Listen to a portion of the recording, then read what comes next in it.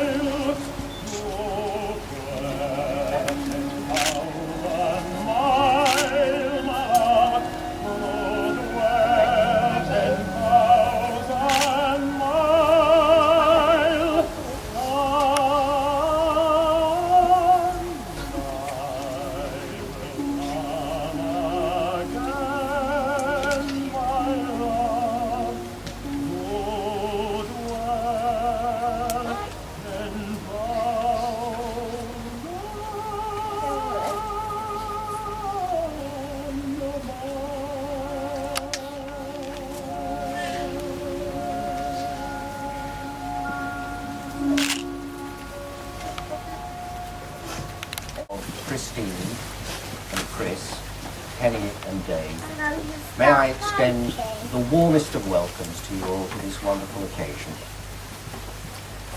For those of you who don't know me, my name is Jem Patterson, and I'm lucky enough to be an uncle to Penny, our beautiful bride, and through her to have met Dave. It's a great privilege to have been invited by them to conduct this wonderful ceremony. Penny and Dave have asked me, as I welcome you here to Penny's family home, to thank you all for being with them today. You are the people who are the dearest and most important to them, the people with whom they wish to spend the first day of their married life. You've been chosen by them and by their parents, Christine, Chris, Alison, and Richard, to be present at and to witness their exchange of vows. In return, we have, of course, a shared responsibility to support the commitment that they will make to one another and to give our love and encouragement to them.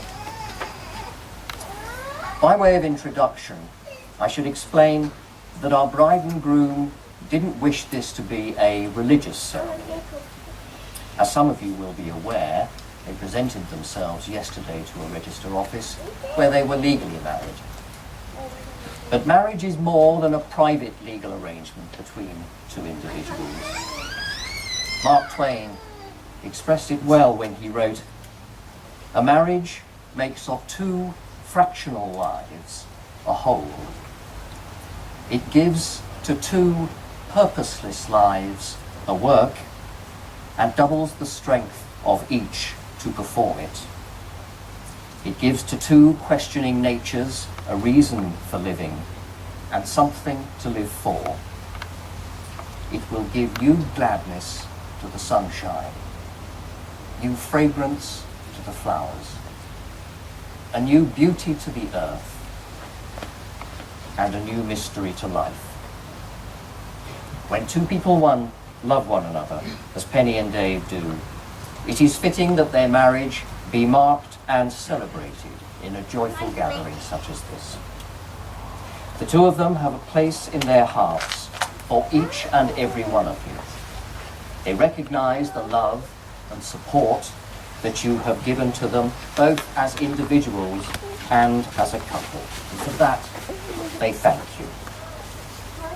As this wonderful event unfolds, Penny and Dave, and many of us, will also have loving memories and thoughts of those who are not with us today. But we are thankful for their continuing presence and influence in our lives through our remembrance. For Penny and Dave, this occasion is fundamental to their marriage, as it gives them the opportunity to pledge themselves to each other in this glorious assembly. They share the same feelings about the importance of friends and family, and thus it is that we are asked by them to be present at the confirmation of their marriage and to be an integral part of that marriage in supporting and encouraging them not only today but in the future. May I now invite Penny's aunt, Susie Boel, to give us the first of the readings that have been chosen for the ceremony.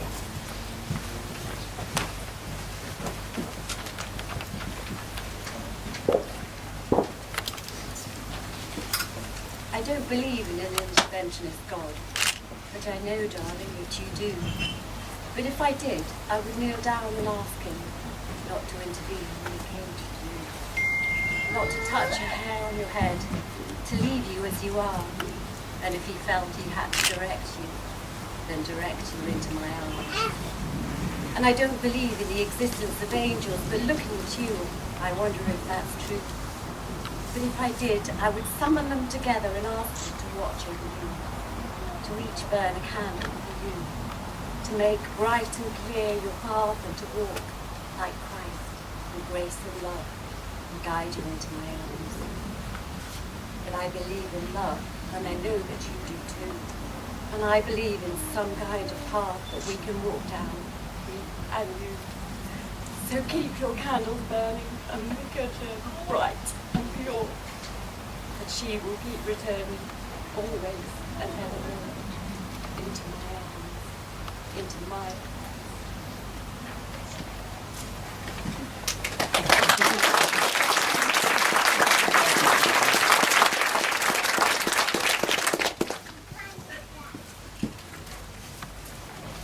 Now, as is traditional, we have a sound man to walk with us.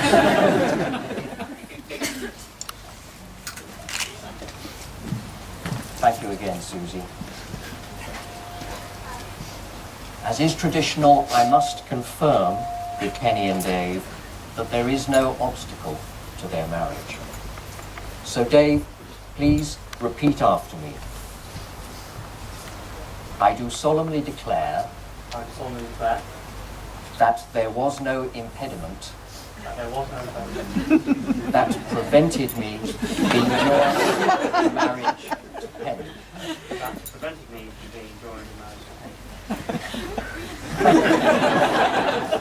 Now there's a relief. And now Penny, please repeat after me. I do solemnly declare I do solemnly declare that there was no impediment that there was no impediment that prevented me being joined in marriage today. that prevented me being joined in marriage today. As is also traditional, I must now ask if anyone here knows of any reason why these two people should not be married. Thank you. Having successfully crossed that hurdle, I should now like to invite Alistair Wood to give us the second reading. Alistair was at university with Dave and is a great friend to him and to Penny. I said, perhaps Patagonia, and pictured a peninsula wide enough for a couple of ladder-back chairs to wobble on at high tide. I thought of us in breathless cold, facing a horizon round as a coin, looped in a cat's cradle, strung by gulls from sea to sun. I planned to wait till the waves had bawled themselves to sleep, till the last clinging barnacles, growing worried in the hush, had paddled off in tiny coracles, till those restless birds, your actor's hands, had dropped slack into your lap, until you'd turned, at last, to me. When I spoke of Patagonia, I meant skies all empty, aching blue. I meant years. I meant all of them with you.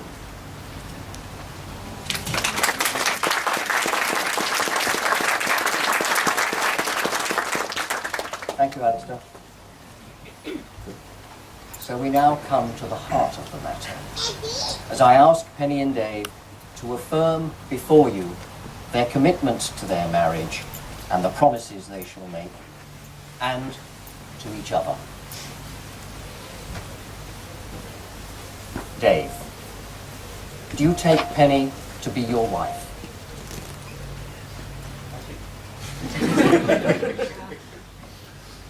Will you love her, comfort her, honour and protect her, and be faithful to her as long as you both shall live? I will. And Penny, do you take Dave to be your husband?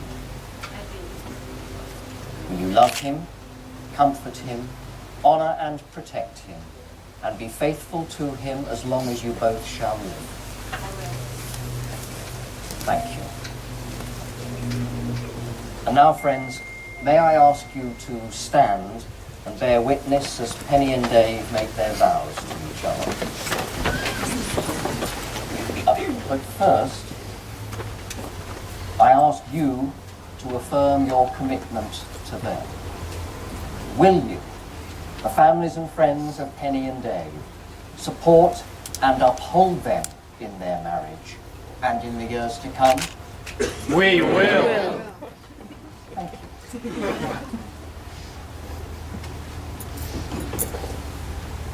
Penny, please repeat after me, taking Dave's hand. Dave, I take you to be my husband. Dave, I take you to be my husband. I promise to love you and encourage you, I promise to love you and encourage you, to respect you and be faithful to you. to respect you and be faithful to you. I promise to cherish you and support you. I promise to cherish you and support you. I will try to fill our life with adventure and our home with laughter.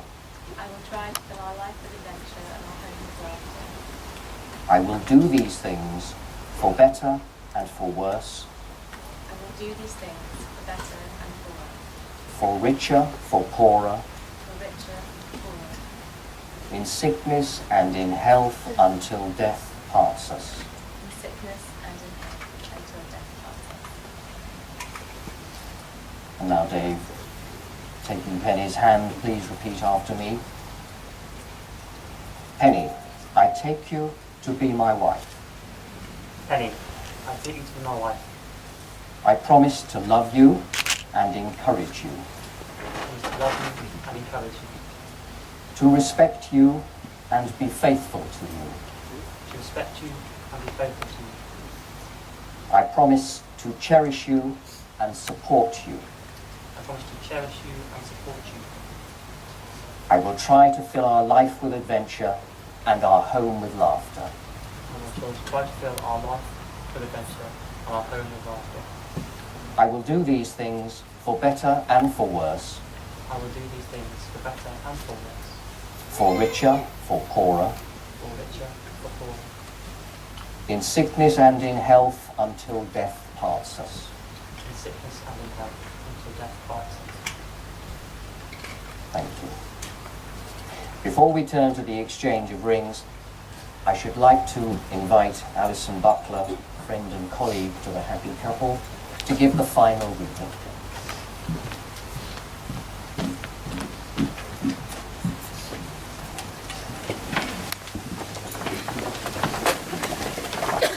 This is all the life we choose.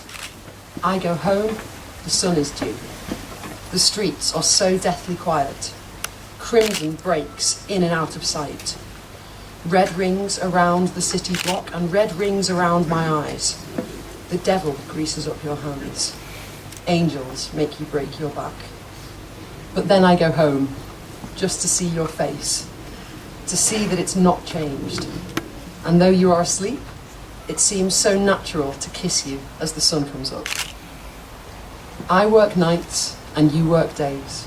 We glimpse each other out of phase. Oh, but such is life now. And oh, such is life now. But then I go home just to see your face and see that it's not changed. And though you are asleep, it seems so natural to kiss you as the sun comes up.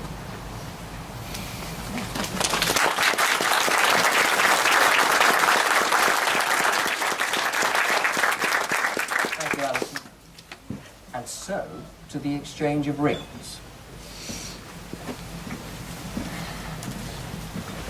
To the exchange of rings which betoken the unbroken circle of unity and love within a marriage. So first, Dave.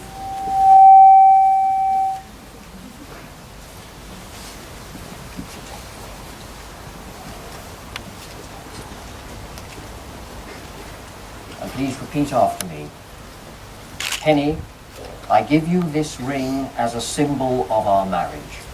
Penny, I give you this ring as a symbol of our marriage. All that I am, I give to you. All that I am, I give to you. All that I have, I share with you.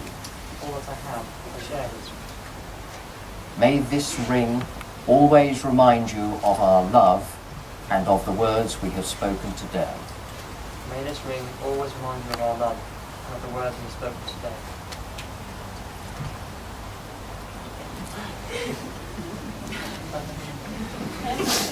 And now, Penny.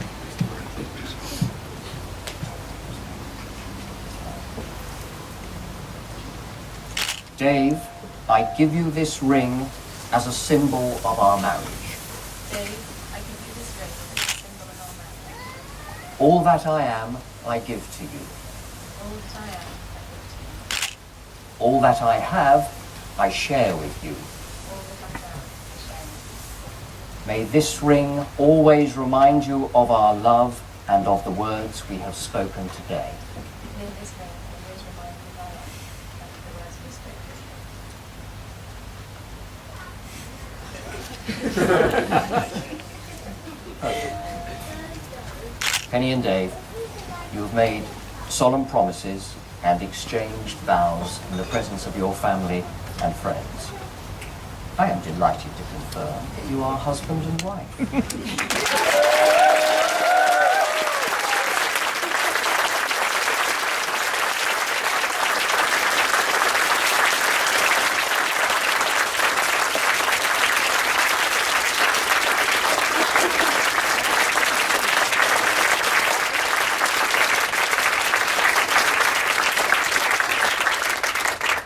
All you have to do is love one another. It's as easy and as difficult as that. And love each other when you least deserve it, because that's when you need it most. I've got a surprise.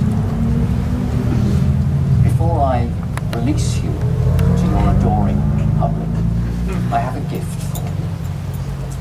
Looking for something appropriate to the occasion, and recalling the gift that Shona and I received on our wedding day from Uncle Gordon and Auntie Irene.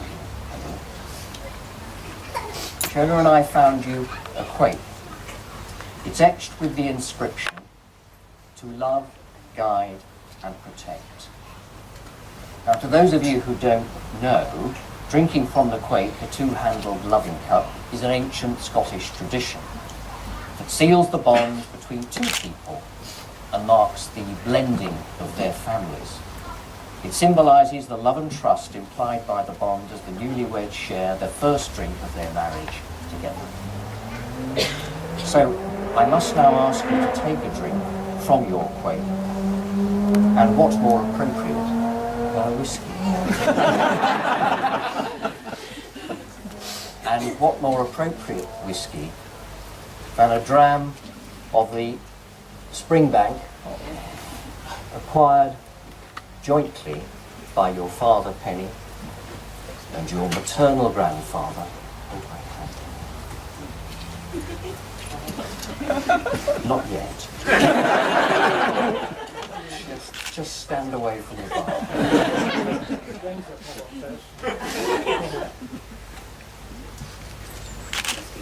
Just a moment, because this is cask strength and it will require to be let down. Oh, I've been drinking out of that.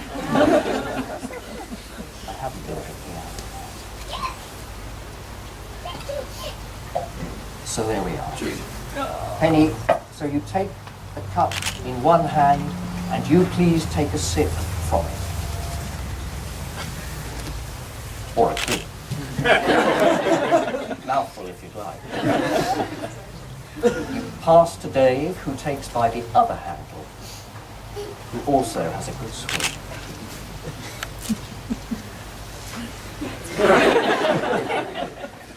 Now, if that doesn't seal the bond between families and between the two of them, I don't know what. I will give you this back later.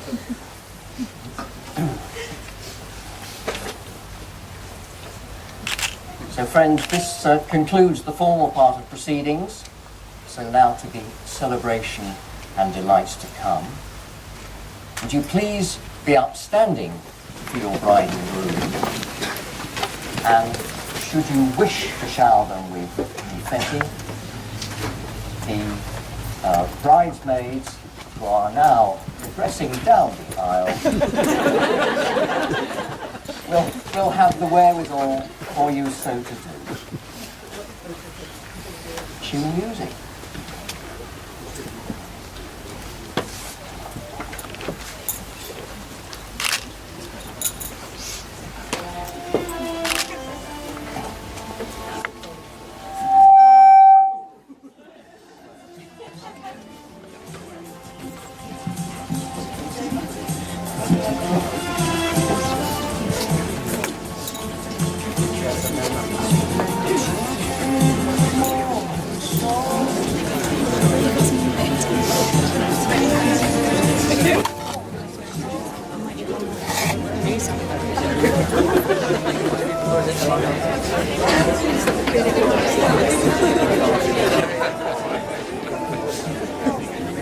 In Scotland, it used to be rice.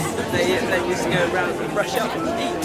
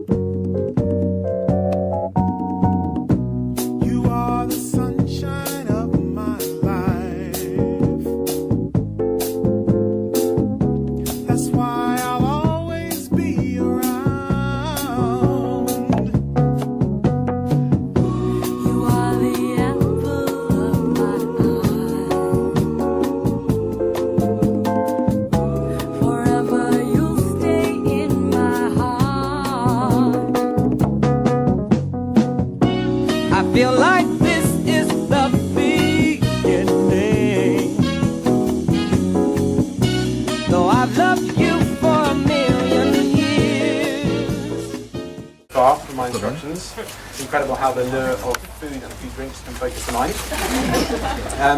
I'm honoured to have been asked to be the MC this evening, and would like to say a personal thank you to Penny and Dave for trusting me with the job. And without further ado, I'll hand over to my dad, Chris, father of the bride, to say a few words.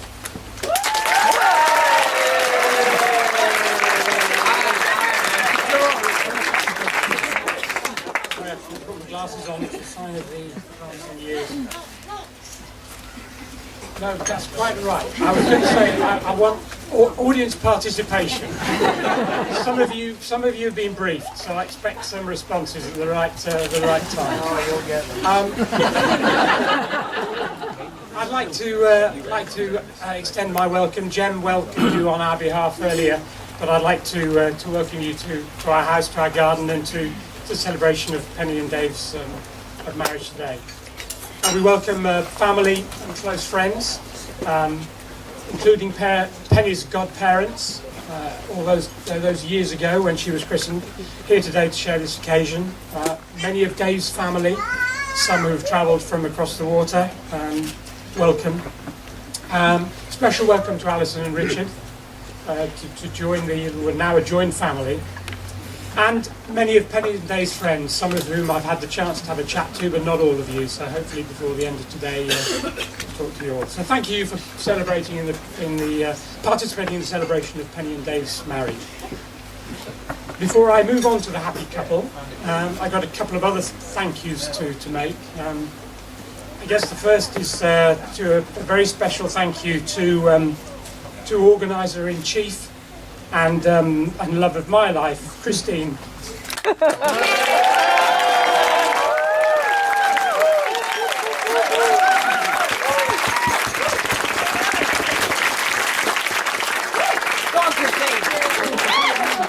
Many of you know, our friends, many of you know how well she does a party.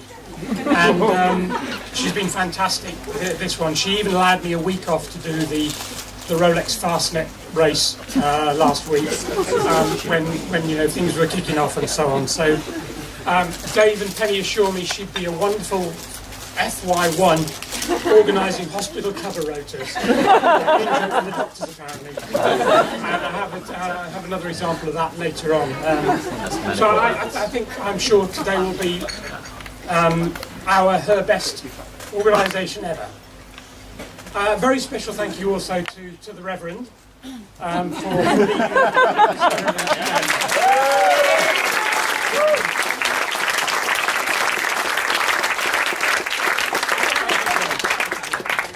leading now, I know there's been some talk about sweepstakes, so there's several organised.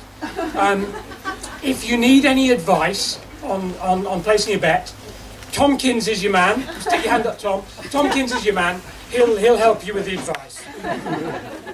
Put mine down for 35 minutes. I've gone for an hour. No, I'll make it only 30 then.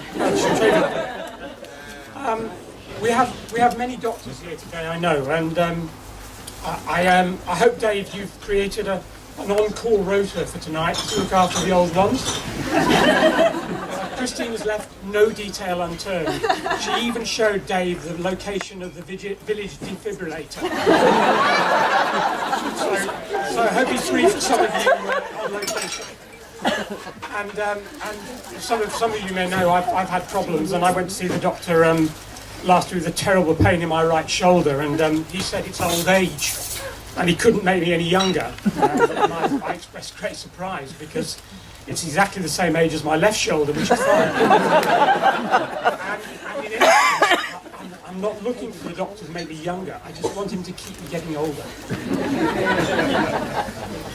Penny and Dave. Christian and I had always hoped that Penny would choose our garden for a wedding if and when the time came. And that she did so, Dave, could be very auspicious because the Bible starts with a man and a woman in the garden and ends with the Revelations.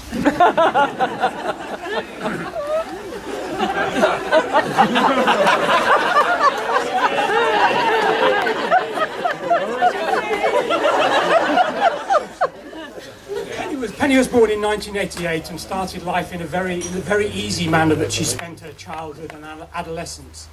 I returned home from work, we put Alexander to bed, she gave us time for supper, and then we took her to the hospital, Christine to hospital in Rochford, in Essex. Penny's an Essex girl. And she was born on time, no problem at all. Well, not for me anyway, but she has never been as on time since. And all parents think their babies are wonderful. But objectively, she was not a particularly pretty baby. She was a little Buddha, like a little Buddha. But you can see she blossomed into a very pretty girl, a pretty little girl, and then into the beautiful woman she is now. And when you came down the stairs, Penny, you truly took my breath away.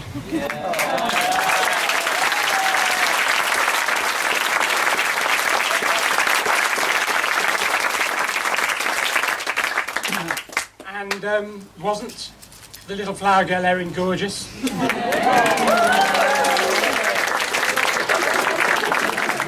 And flanked by 7 fabulous bridesmaids, close friends from school, some of whom we've met before, from University Medical School, and of course from family, new family and more recent family. So thank you for your support and friendship to Penny.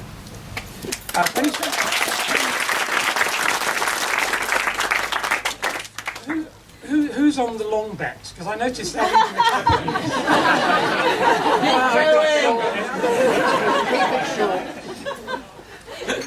Penny spent 5 years of childhood in France in 2 spells, which started the language skills she has today, before boarding at Sevenoaks until university. We had some great family times in France, living a kind of a franglais life. But there are ups and downs for Penny. She returned to primary school in England after our first spell. She was very young, probably 5. And she was really une petite fille française. So she went to English school, and one day we were called in to see the classwork. And there was a picture of their favourite animals. And Penny had written under a picture of Bunny Rabbit, "My favourite animal is rabbit. I like to eat it with carrot sandwich."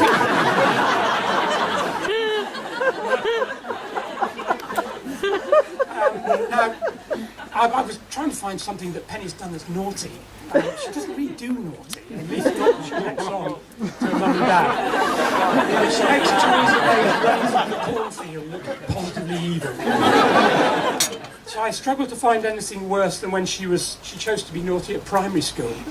She was so easily caught out, she wrote her own name on the board. And despite Alexander's protestations, she was easily identified. But that was the worst I could find. Maybe Emma, Catherine, Joya, Bernie, Anna, you've got some examples perhaps. Maybe we'll hear something from Dave. Or even Penny. And then we pulled her out of this idyllic English primary school life at 8 to return to France.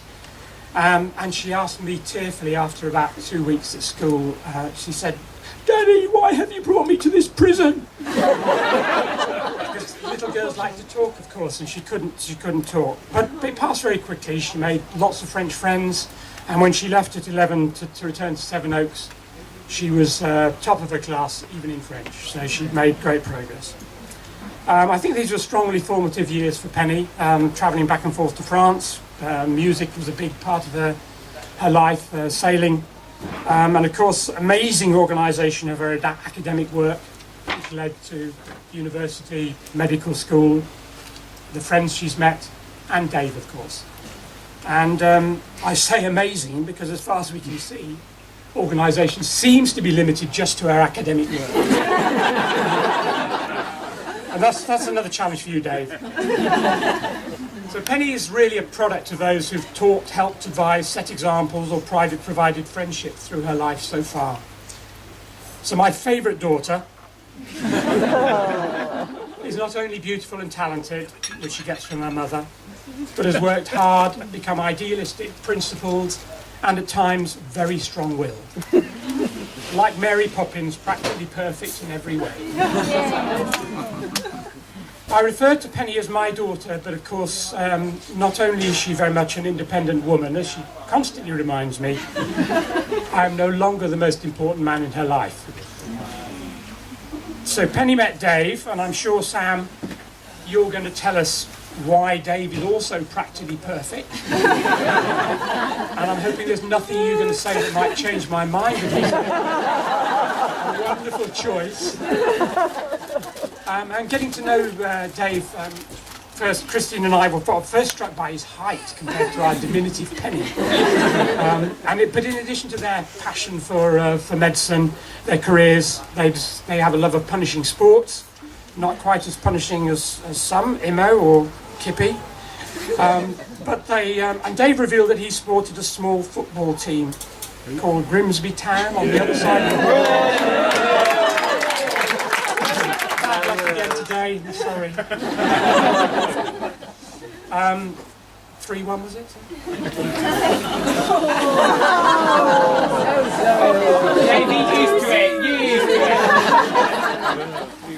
When it became clear that Penny and Dave were smitten with each other, and despite our constant ribbing of Dave, he rapidly integrated into our wider family, and is now a big favourite with all, especially Penny's cousins and the little ones, Erin and Phoebe and Cleo.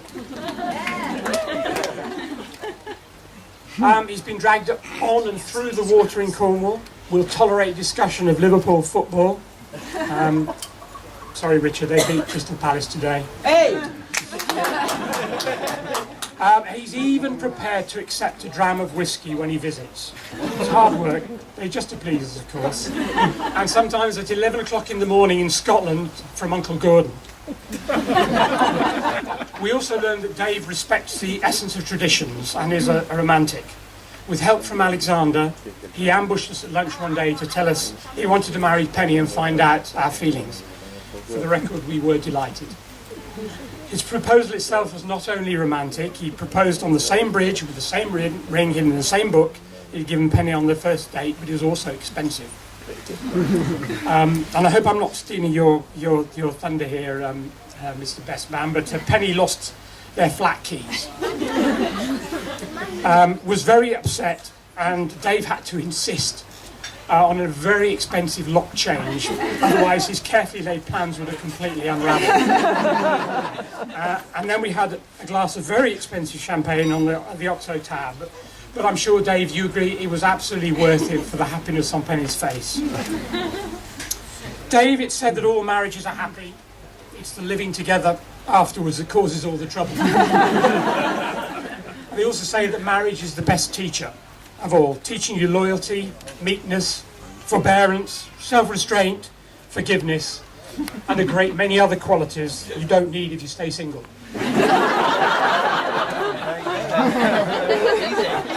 But as we've got to know Dave, it's become clear not only how much you and Penny are in love, but how well you suit each other, and how you've figured out how to adopt these qualities and live well together.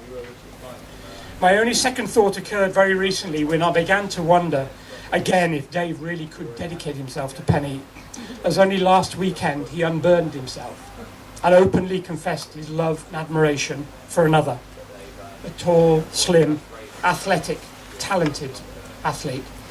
But fortunately Mo Farah is already spoken for. So they're very much in love, a great match for each other. And as tradition dictates, I was seeking inspiration for any advice I could offer to Penny and Dave. And referring to my earlier Theresa May comparison, I was going to wish them a strong and stable marriage. It's probably not propitious advice. Nor would I wish them to follow Jeremy Corbyn and spend. Feels good for a short while, but...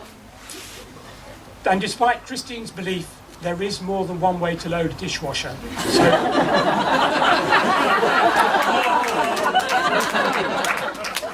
So none of the advice was quite right. Then I remembered during one of my legs on the sailing on the Clipper around the world race, a very direct Estonian young woman who we were talking downstairs after a bad watch, and she said she'd just got engaged the day before she set off to sail around the world on her own. She got engaged and was going to be married. She said, "Well, why are you and Christine still happily married after 39 years?"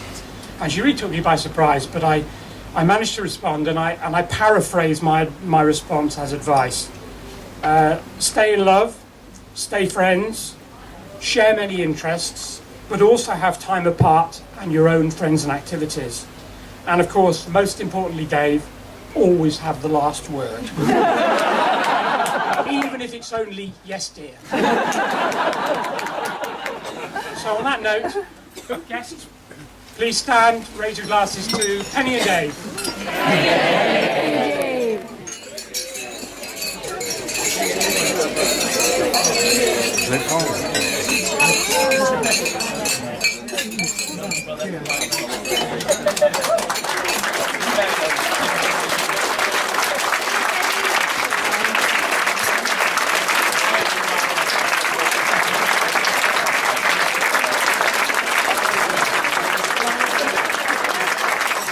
The last few years, have spent countless hours watching him disappear up the road over the hills ahead of me on our bikes when cycling together.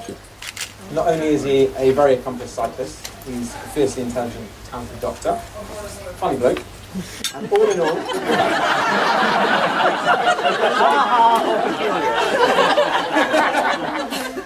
all, the perfect match for my little sister. I couldn't be happier to have him as a friend, and I'm thrilled to be able to welcome him to our family today. So, over to you, Dave.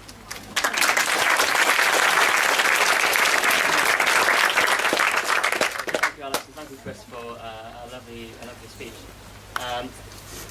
My wife and I.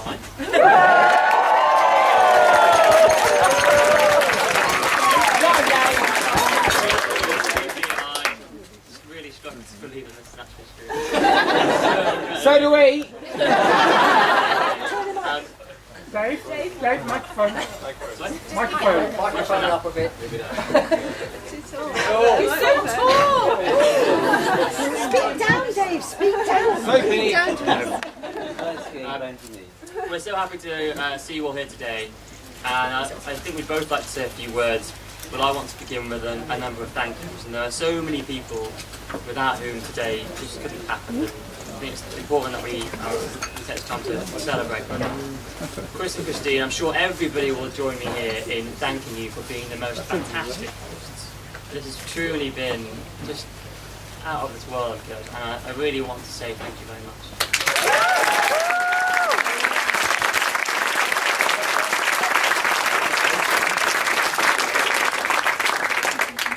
How much effort you've both put into this, and you have really, your eye for detail and your attention to making this a perfect day has been breathtaking, and we are forever grateful for that.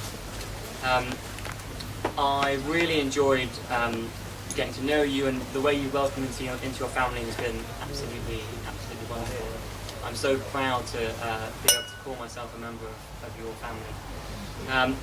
I'm also delighted to be joining the family to reach top form, which, for those of you who aren't acquainted with it, is more a sort of drunken state of mind. And I'm sure if you hunt out any of the Beddoes or McLean family later on the dance floor, they will be able to demonstrate for you. To my mum and dad, Alice and Richard, I just really can't thank you enough for all that you've given me. Your love and support has been invaluable as I've gone through life, and I'm so grateful for the start that you gave me in life.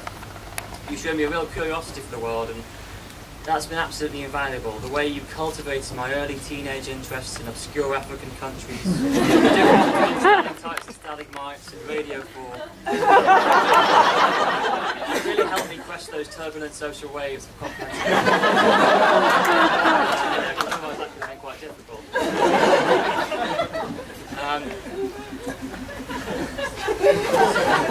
It's true. Susie, Ali, Al, I think the way that you did those readings today was really, at times, a bit breathtaking. I got a bit teary. And thank you so much for all those readings you did today. And As we said, the Reverend Jem. Just what a wonderful ceremony. And yeah, thank you for your tireless commitment. I know it was so nice to see the drafts that you were sending to Penny and I know how hard you and Shona worked to create that ceremony. So I really can't thank you enough. And the quick. Just so it comes with spring back every time I'll have it.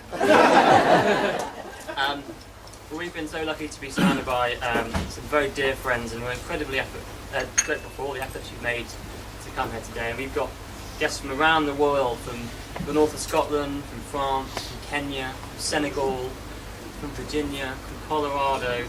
It's really, really wonderful to see you all here. But Penny and I also feel that there's a great importance and influence to some of those who aren't here today. Grandparents on both sides of our families have had a lasting mark on the rituals and traditions of our families. I see Mary and Ian McLean's mark on the jokes and great stories that have illuminated my time in Penny's family. They were clearly huge personalities and wonderful people, and I know that they are dearly missed today. Equally, Penny's fondness for Gloria Beddoes is clear, and it's such an important part of why she does Cornwall, where we're going this week. On my side of the family, I'm really looking forward to taking my wife to see my granny to show her the photos of today. I know that my grandfather, who was a huge influence on my life, would have been delighted to hear Kenneth McKellar playing Penny in today, and I dare say would have shed a tear or two. So I'd like to make a brief toast to absent friends. Absent friends.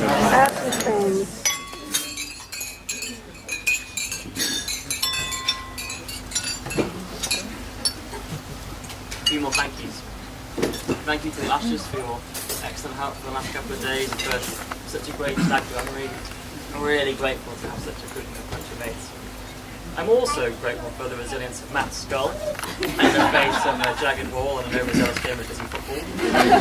I'm grateful for the resilience of Kieran's skull in the face of Lewis.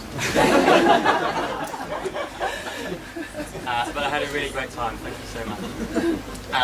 Sam, my best man, thank you for your tireless work. Standing up there from the front today, standing next to my oldest and dearest friend, is something I will not forget, and I'm really, really grateful that you were there for me. So please go easy, mate. I feel I'm a bit over here, mate.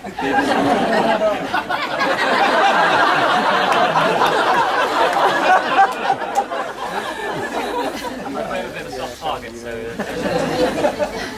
Alex, our wonderful Master of Ceremonies, thank you for your continued excellent knowledge. And the bridesmaids, don't you all look wonderful?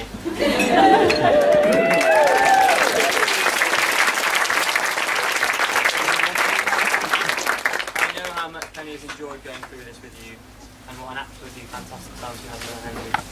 Though perhaps not quite as good as a time as I had doing the Mystery Mrs. game. I think it was good. It was wonderful to see you all today with Penny, and it's so obvious how close and what real friendship really has, and these are going to be friends for life, and it's wonderful that you could be here with us and helping Penny. I know we have a number of gifts to give out, and I've totally missed them. Carried away. So maybe we'll do that later. Come on, babe. And now to my darling wife.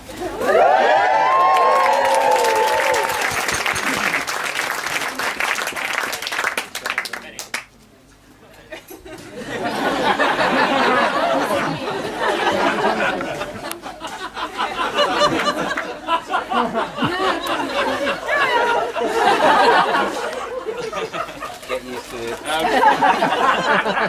remember the first time I saw you on our first day as doctors. We both started at Whittington Hospital, and we were at an introductory lecture. I very subtly spied you as you walked into the room and joined your mate. As I was contemplating this dynamic and rather bewitching blonde, one of our colleagues leant over, crushing my illusion of subtlety, and was like, "Don't even bother, mate." If I've got a boyfriend. I think he was probably right. But thankfully Penny didn't notice this. And she's gradually succumbed to my alluring mixture of ginger hair, light fur, and overblown northern accent. As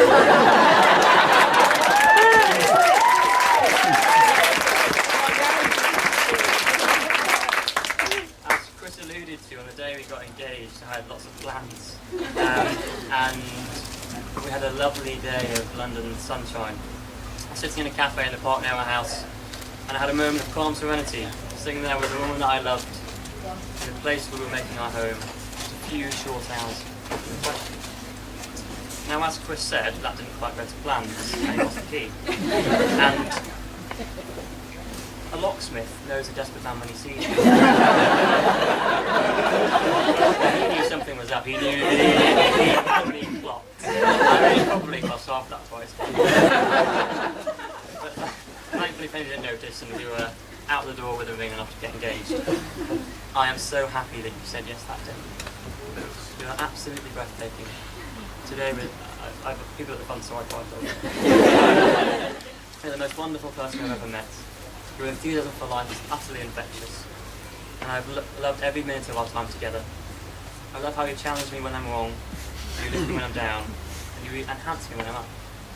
You're a great team, and I couldn't be happier. I'm so looking forward to being together. So, I'd like to propose a toast. Penelope, my wife.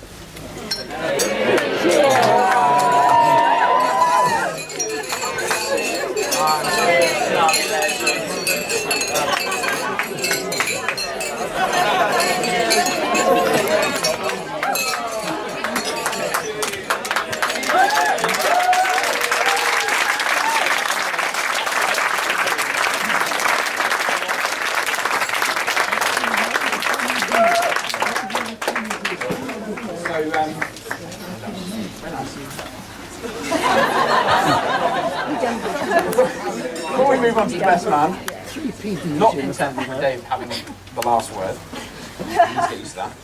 Penny would like to say a few words.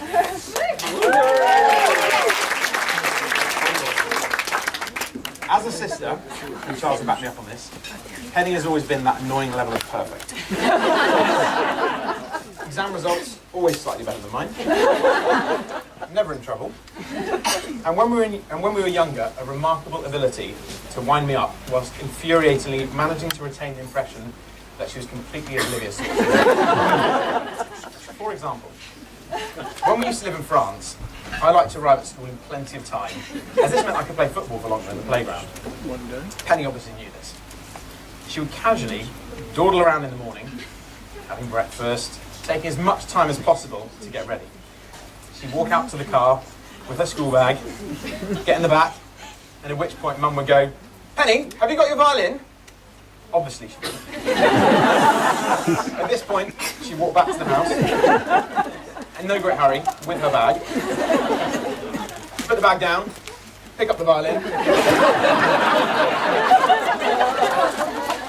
back in the car. I got my revenge though.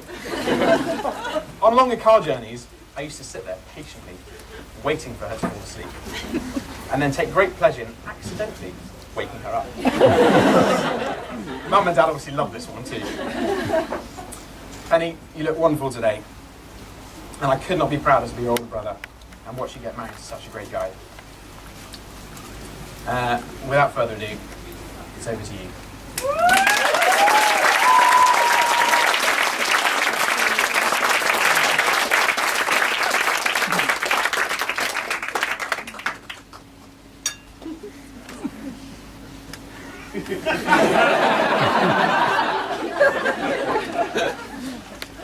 Stand up.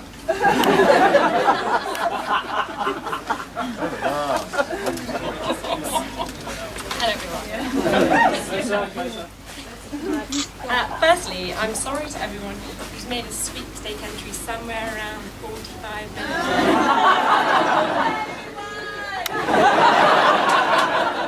As a minor reason for saying a few words, since I never win the sweepstake on speeches, I like the idea of sabotaging the hopes of those who might have been feeling a bit smug until about a minute ago.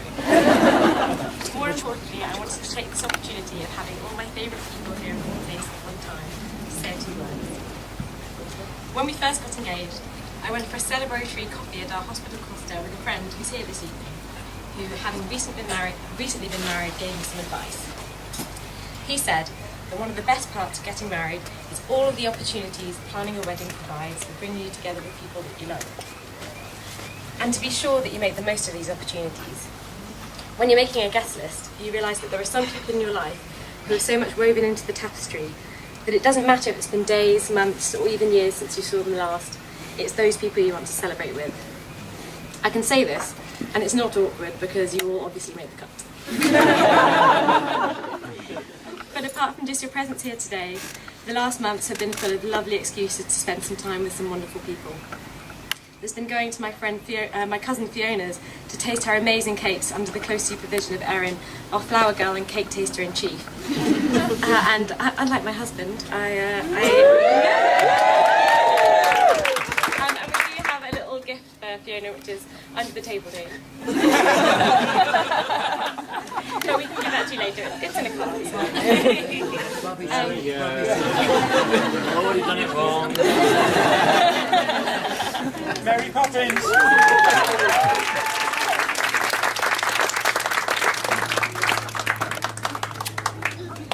There's been the planning of our ceremony with my aunt and uncle, lots of dress shopping with bridesmaids, and ushers, from what I can gather from looking at the photos of Dave's stag do. Particularly special for me has just been going home so much more often in the last year, usually under the guise of doing Wedmin, but actually it's just been to spend more time with Mum and Dad, eating delicious food and catching up. Regarding Mum and Dad, I don't want to repeat too much of what Dave's already said, but to summarise, they've approached our wedding as a microcosm of their approach to parenthood in general. Overwhelming generosity and support, a consistent aim to make everybody as happy as possible, and an impressive acceptance of my lack of organisation.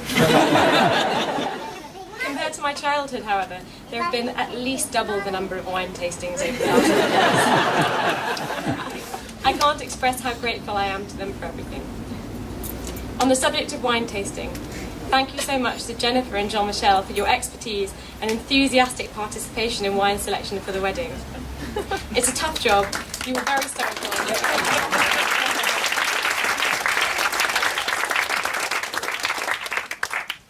As my husband has said, my bridesmaids do look incredibly beautiful tonight. But leaving aside their lovely appearance, their help in planning today, and a brilliant hen weekend, I want to thank them all for their friendship. You can't choose your family, but I feel very fortunate that with Sam and Catherine, I've lucked out and have two amazing women join my family that I now love and think of as my own friends. And in Catherine, Emma, Anna, Christy and Bernie, I have friends who have become so embedded in my life that I think of you more as sisters. I'd like to raise a toast to all the wonderful and inspirational women among my friends and family, past, present and future. To the ladies.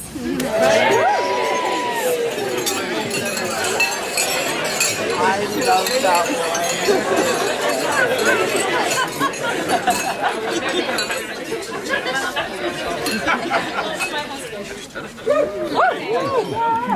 I too remember that sitting in that seminar room at the Whittington Hospital, and remember my exact impression the very first time I ever saw Dave.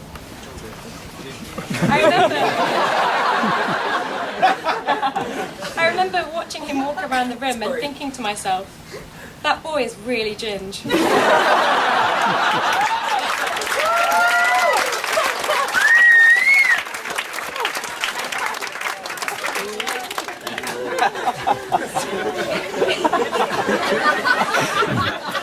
I could tell you all about everything that I think makes Dave an amazing man, but I obviously don't want to tread on the best man's toes, because I'm sure has nothing but sweet things to say. All I will say is that since we've been together, everything that has happened to me has been made indefinabely and immeasurably better by your presence. To give an example, I tried to take Dave on a surprise trip to New York for his 30th birthday last year. Lots of you know it didn't go very well. We ended up being turned around at Zurich Airport, where we were supposed to be transferring flights because of a passport technicality. It was pretty miserable, and when we got home, the commonest comment made by friends who heard the story was that it was probably too soon to joke about it. But an hour after watching the plane we were supposed to be on taxi away over to the runway and take off, Dave already had me laughing over what was the most expensive pint of my life at the airport bar. You have an amazing ability to make me feel uplifted in any circumstance. I know that a failed mini break will count very low among the hardest things we are likely to experience in our lives together. But I'm confident in your ability to bring happiness to our lives, for better and for worse. I'd like to thank Dave's mum and dad for bringing up Dave to be the person that he is. It's been wonderful getting to know you both. Thank you to Alison and Richard, as well as all the Bertels and Cares here today, for making me feel so welcome. It's nice to be an official part of the family, though really you've made me feel that way for a while now. It's not hard to understand how Dave came to be the wonderful person that I love, when I see the amazing family that surround him. But also, when considering these surroundings, I should include Dave's best man, Sam, and his ushers, Nick, Al, Faye, Ollie, Kieran, all of whom I've loved becoming friends with. I've not forgotten that my little brother Boise is also an usher, but I like to think of him as probably my team first. Even if he's probably Dave's favourite member of the Beddoes family. Speaking of this, Dave and I have slightly stolen Boise's thunder tonight, as it's in fact his 25th birthday tomorrow. So I'd like to end my speech with a toast to Boise and a big round of happy birthday.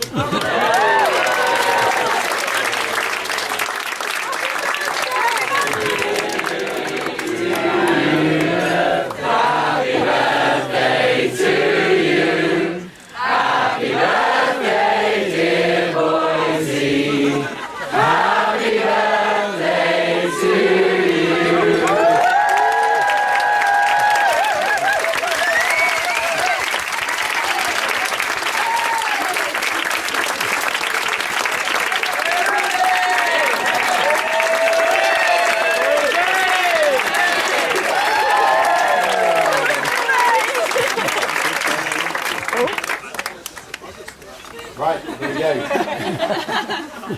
The final straight. Now, before I introduce the best man, Dave pulled me to one side earlier and asked me to mention a couple of things about Sam. On occasion, and apparently particularly when he's addressing large groups of people, he can be prone to wild exaggeration. And sometimes straight up lies. I'll let you guys be the judge of that. Ladies and gentlemen, the best man.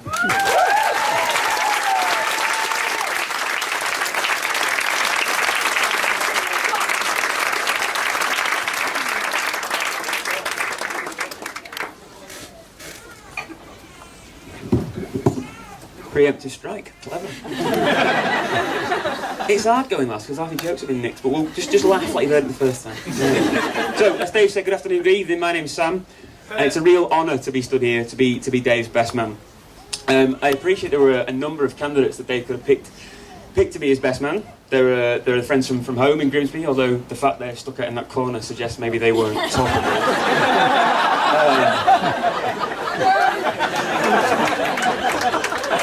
We've only invited 3. There's the guys from the Cross Country Club over here, and his mates from uni over here. But I believe the thing that sold it for me is that unlike the rest of them, I like him back.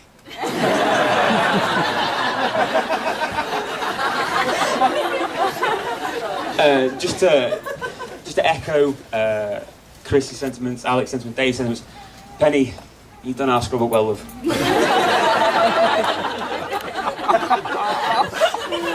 So, oh sorry, Penny's bridesmaids as well. Where you guys look fantastic as well. So I met Dave when we first started secondary school. We were in the same class, and a bit like Penny, I looked at him and thought, he is gin. But he's never let his Auburn affliction stop him. He was captain of the football team. He was opening batsman for Grimsby Cricket Club. He was top of the class, and he even had a girlfriend. I have no idea why Ian Heat punched you in the face. Not a clue. We've been through quite a lot together, of me and Dave. There have been some dizzying highs. Probably the high point, still talked about to this day, was when Dave and I, songs were sung, stories were written, the triumphant night where he and I were part of the winning team of the Grimsby and Schools District Quiz League. Me, him, and 2 lasses from Year 9. Honestly, the only thing I can remember about that quiz is that June Whitfield was on the picture round. That's it. But I've still got the trophy in my mum's bedroom. It's the only one I ever won, so she's still got it. And we've had some questionable haircuts, the pair of us. I had a long highlighter blonde hair. Dave had a Jaffro.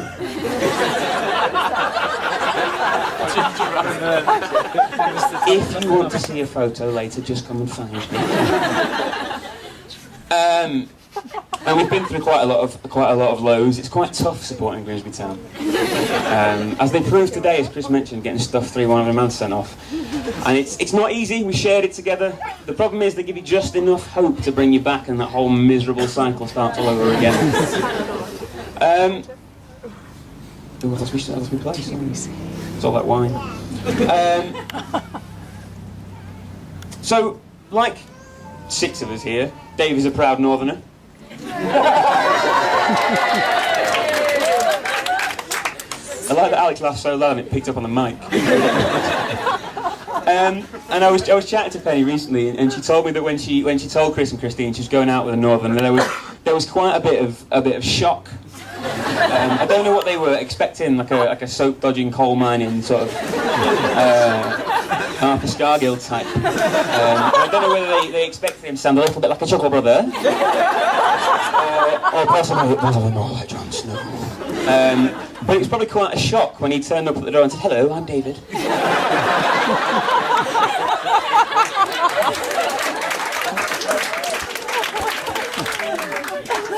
And since then they've affectionately called him R. Dave. And the great thing is they've accepted him, and they know the brilliant bloke that R. Dave is. You know, he's clever, he's witty, he's absolutely nailing the whole being a doctor business, and he's making Penny really happy, which is great to see. And no one's disputing that he's a great guy. He's worked out in Africa, he's done Ironmans, all sorts of stuff. But there's another side to Dave, a side different from R. Dave. I would call it Oh, Dave.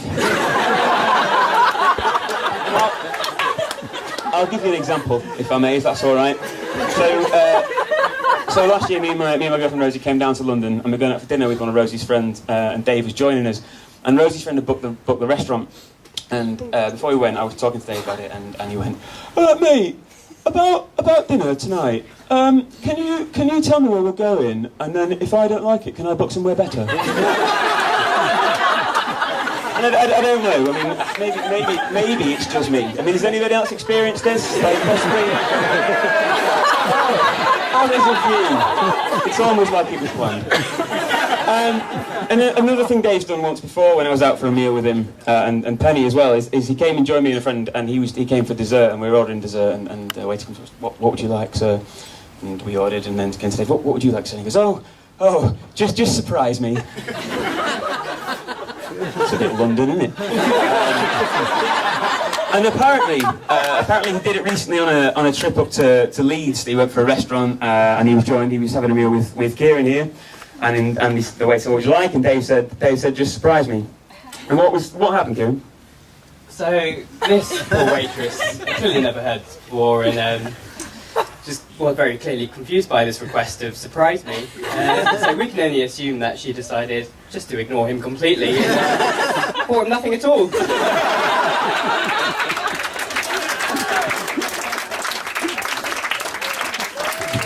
That's my favourite story I've ever heard. You can only imagine his face. Brilliant. Another thing you may have noticed, some of you know Dave well, that he likes to do is Dave likes to have heard of a band before you. If you've heard of it, Dave heard it 6 months before and saw them in a little pub with 7 other people. And he likes to makes you aware of his musical knowledge. And I'm not the only one to share this. Alistair's had this before. Haven't you, Alistair? Yeah. So I'll let you tell the story. Yeah. I think we went round to a friend's house and he was there flipping through his CDs, and I think Dave's exact comment was, "Oh, you've got a lot of mainstream indie here."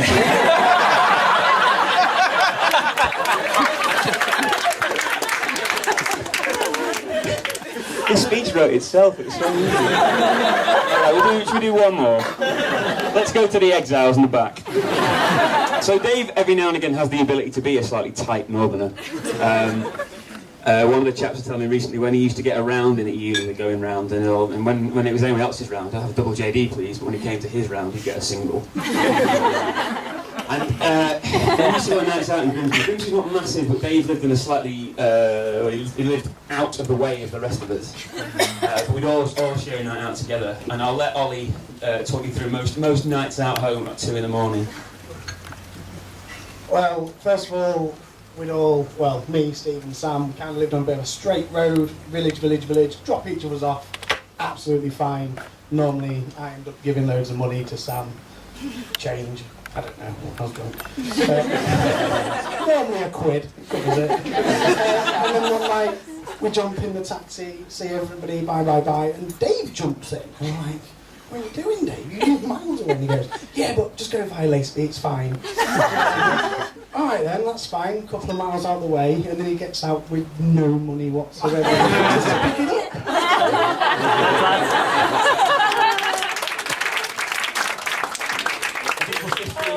The journey, the most we ever got was a £5. Spent it all on single JD and cokes.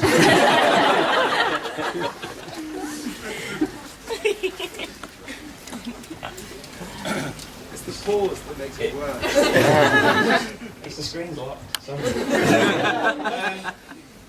Now, thankfully, since Dave's met Penny, Dave has arrived a little less often, and that's the first thing I want to thank you for. Penny. Thank you for normalising my mate. That's really important. But I also want to say thank you for making him really happy. Every time I see him since you've been with him, he's had a big smile on his face whenever he mentions your name. And thank you for fitting seamlessly into our friendship group. Thank you for not ignoring Ollie. And most of all, thank you so much for not dumping him on the spot the second he took you to a town game. Now I've got some videos of a couple of people who couldn't make it. Now, unfortunately, there wasn't any audio visual equipment here, so you're going to have to bear with me a little bit. Dave, you need to come up here.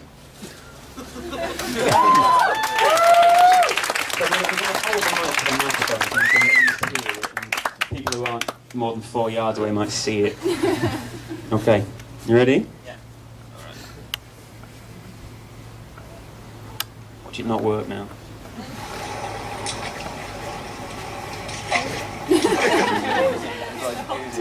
It's Emma and James. Hi, Penny and Dave. Minnesota Cabriolet this weekend. As you can see, we're pretty busy. Lots of love from us. Cheers.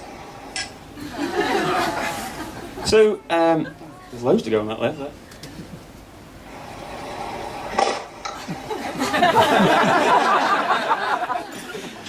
Now, the next one is from a Mr. Slade of Grimsby Town Football Club. So I just want to say massive thanks to Steve in the corner, who's a local journo who sorted this out for me.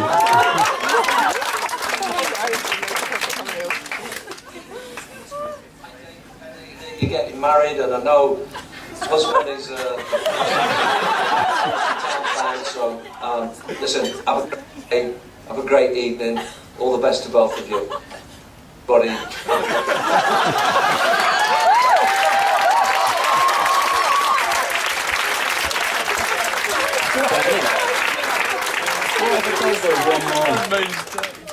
One more.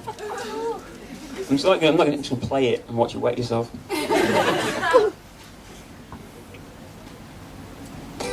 Crying out loud, hang on. Don't play that! No, not now!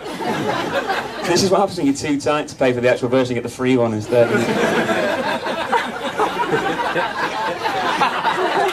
Oh, it's killed me. I thought I got that all sorted and then it kills me on the last video. Right, I'll try again. This is Danny Coy. Whoa! He also said, Dave, you put you well above your weight. I'd just like to say, I hope you both have a fantastic day and a long time future together. Lots of love.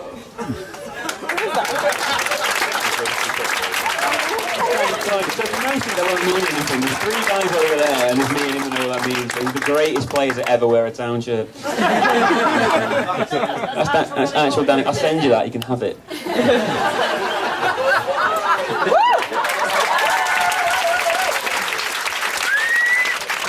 Danny Coyne. So I think I've finished there. So if you could all stand for me, it'd be a real honour to join in with me, the last toast of the evening, the new Mr. and Mrs. Dr. and Dr. Dave and Penny.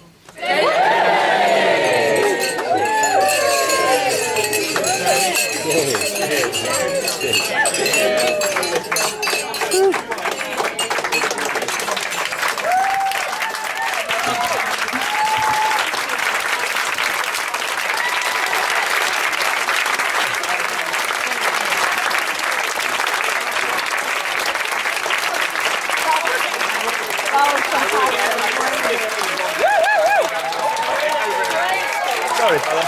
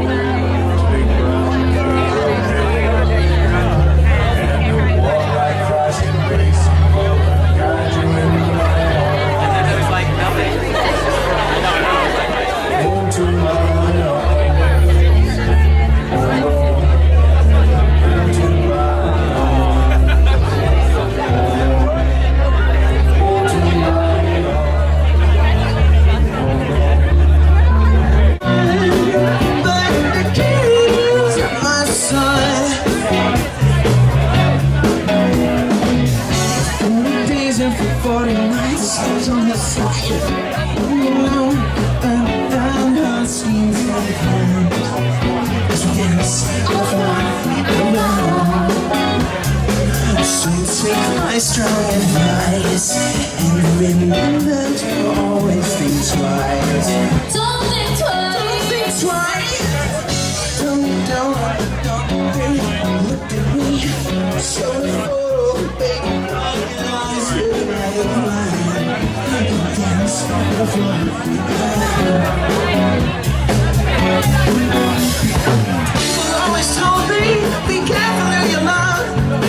Around breaking your girl's heart. Mama always told me, be careful who you love.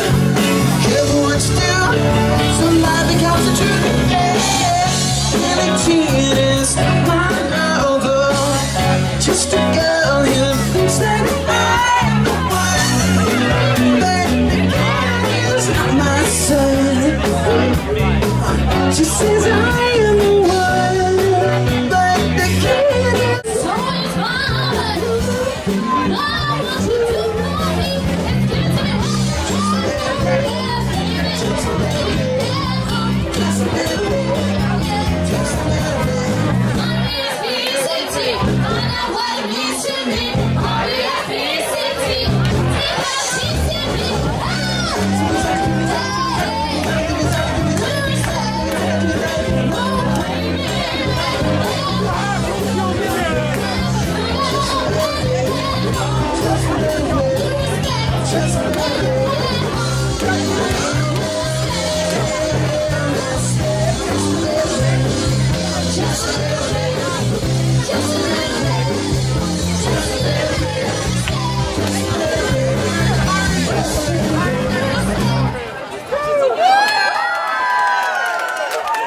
I've got a couple more for you guys.